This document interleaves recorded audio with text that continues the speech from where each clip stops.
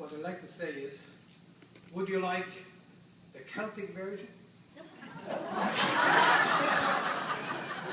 Or would you like the translation?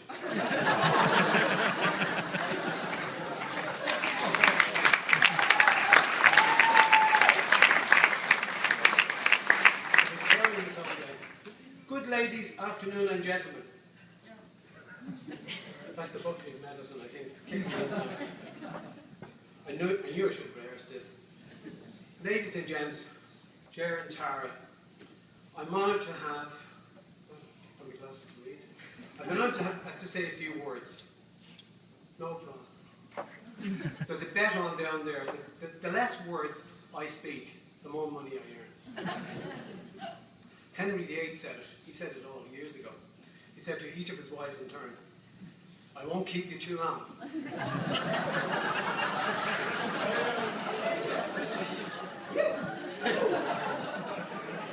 I'd like to compliment the new daughter-in-law, the lovely bridesmaids. They look like they've just come from Buckingham Palace or something. And the lads from Las Vegas. Tara, Larissa and I would like to welcome you into the family. We knew very soon after you met Ger that he'd be a fool to let you slip through his fingers. Shouldn't be jumping away from the mic. But there was no need to worry because when Ger made up his mind, that was it. Now that's the first time, the most decisive move he's ever made in his life. Because when you bring him into a sweet shop when he was a little boy, he aged about 10 years before he picked out a sweet. But when he saw Tara, that was it. It was gone. So we knew this is it, you know.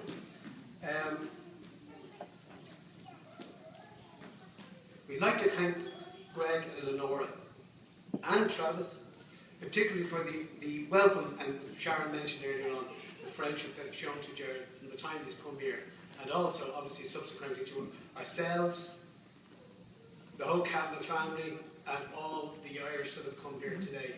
We're just bowled over by the hospitality, we can't believe it. So I'd say thank you very much for that welcome. It makes it so easy.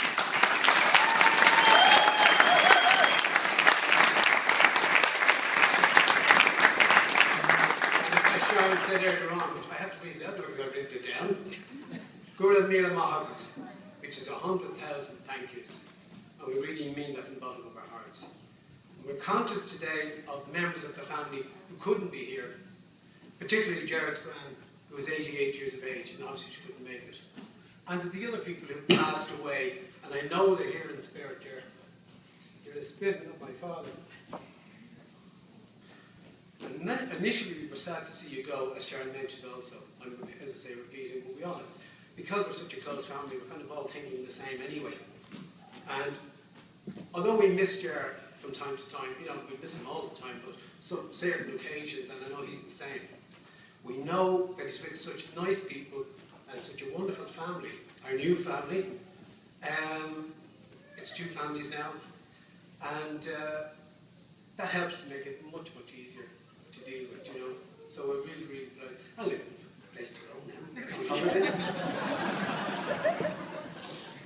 now. Just a few words. I suppose I was expected to pass on some words of wisdom. They're not all mine, but the ones that I've spoken about before, and I think they're appropriate. And it says, and I know because of the work that Ger does and the way the effort he puts into everything he does, but it just, I think of this every time I think of it. We make a living by what, this was said by Winston Churchill a long time ago. Maybe some people don't know, but the famous Winston Churchill of Britain. Very clever man. And he said, we make a living by working, and we make a life by giving. And I think that's very profound. The other thing that we have always found that kept us together a lot was never to let the sun set on your anger. And I think that's a good piece of advice. If you can just sort, as there again somebody else previously said, I think it was the minister today, or the person that carried out the ceremony today, she said, never let the sun set in your anger. That's what she was saying.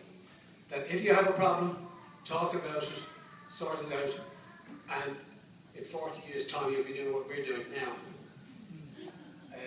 I could go on, but I can't because of my throat. Loretta said she slivered if I said any more. And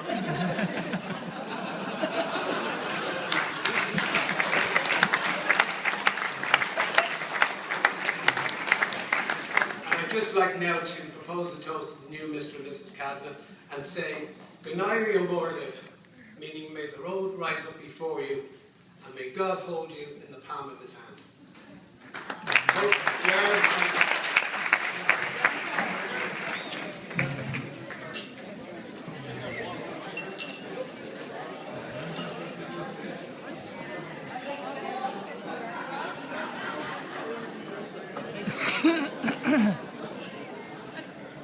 I haven't intended to say anything at all, because I let my husband do all the talking. I'd just like to add to that, that we don't feel we're losing the son, but we're gaining another daughter. Thank you.